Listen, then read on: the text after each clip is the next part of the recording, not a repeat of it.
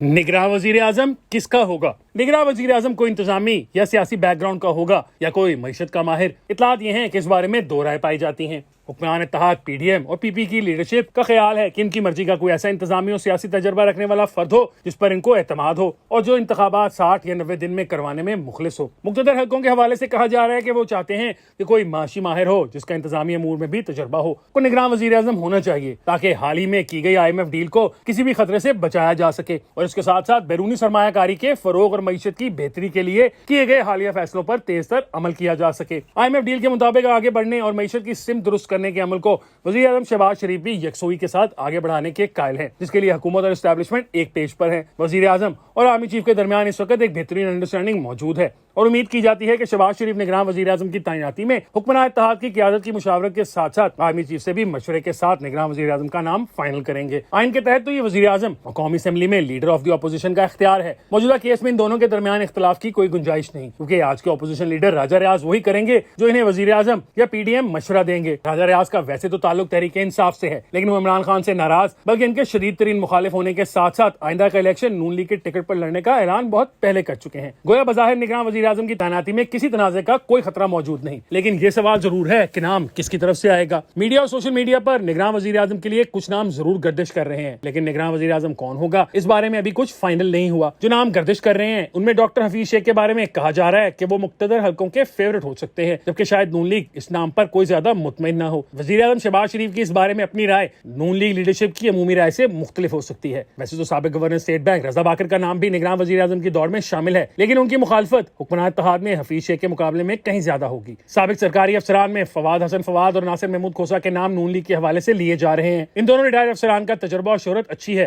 और ये कहा जाता है कि अगर इनमें से कोई निगरान वज़ीर आज़म बनता है तो वो इंतजामी और माशी लिहाज से अपना किरदार बेहतर तरीके से अदा कर सकता है। सहाफत से ताल्लुक रखने वाले चंद एक नाम अपने ताल्लुकात की वजह से भी मीडिया और सोशल मीडिया में गर्दिश कर रहे हैं, लेकिन इन नामों में शायद किसी एक को एक अहम वफाकी वजारत मिल जाए। अगरचे अभी तक मैंने मिफ्ता इस्माइल का नाम निगरान वज़ीर आज़म के हवाले से नहीं सुना, लेकिन मिफ्ता इस्माइल का नाम भी इस पोजीशन के लिए ज़ेरे गौर आ सकता है, क्योंकि एक तरफ वो मुक्तदर हलकों के लिए काबिल कबूल हो सकते हैं तो दूसरी तरफ नून लीग में खफगियों के बावजूद इनके बारे में अच्छा ख्याल रखने वाले कम नहीं। निगरान वज़ीर आज़म के लिए ज्यादा चांस यही है कि उस फर्द को ये जिम्मेदारी दी जाएगी जो माशी तौर पर पाकिस्तान के लिए अच्छा साबित हो। ये एक अच्छी बात है, लेकिन PDM और पीपल्स पार्टी के अंदर ये डर मौजूद है कि कहीं कोई ऐसा माशी माहिर ना आ जाए या लाया जाए जिसके जरिए मईशत की बेहतरी करते करते कहीं इंतखाबात ही आगे न चले जाएं। अक्टूबर या नवंबर में इंतखाबात के बारे में अगरचे नून लीग और PPP संजीदा नजर आते हैं, लेकिन असल में हुक्मरान इत्तेहाद और इसकी जमातें चाहती क्या हैं, एस्टैब्लिशमेंट क्या सोच रही है, इसका फैसला वक्त ही करेगा। वैसे MQM के एक अहम रहनुमा और वफाकी वजीर फैसल सब्ज़वारी ने चंद दिन कबल मुझसे बात करते हुए ये इंकशाफ किया था कि उनकी जमात ने अपने कानूनी माहिरीन से ये राय मांग ली है कि क्या ऐसे में जब नई मरदमशुमारी मुकम्मल होने के करीब हो इंतखाबात 2017 की पुरानी मरदमशुमारी की बुनियाद पर हो सकते हैं।